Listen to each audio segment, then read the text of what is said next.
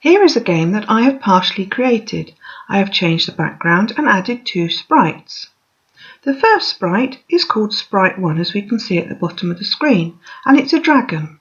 And it has the script added: when the green flag is clicked, a forever loop, point towards the mouse pointer and move 5 steps. So the dragon will follow my mouse pointer around the screen. The second sprite, Sprite 2, has the script: when the green flag is clicked, a forever loop, move 10 steps, if on edge bounce. So the knight will move backwards and forwards across the screen, bouncing off the edge. And I've also added the option only face left or right, so he doesn't turn upside down. We're going to name the sprites because it makes our programming a little easier to understand. So I'm going to click on Sprite 1. At the top of the screen I have the word Sprite 1, and this is the name box. So I'm going to click in that box and delete Sprite 1 and type in dragon.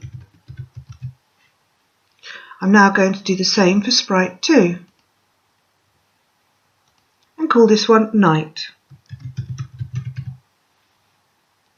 And you can see at the bottom of the screen they've now been named, which will make our programming a lot easier to understand.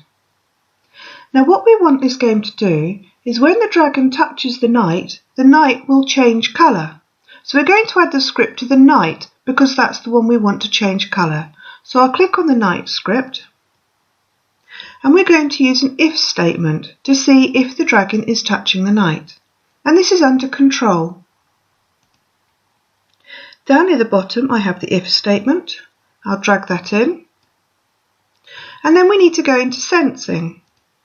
Now last time we said if it is touching a colour, but this time we're going to say if it is touching the other sprite. So we're going to use the first option, touching, and drag that into the diamond, and use the drop down arrow, and we can see dragon in there. Now we would like it to change colour, so this is under looks. And we're going to choose the change colour effect by 25. So now our code is saying when the green flag is clicked, a forever loop, move 10 steps, if on edge bounce, if it is touching the dragon, change the colour effect by 25. Let's try that out. You can see the dragon is following my mouse pointer as it should do, and the knight is moving backwards and forwards across the screen. Now if we allow them to touch, you'll see that the knight changes colour whenever it touches the dragon. So our game is working.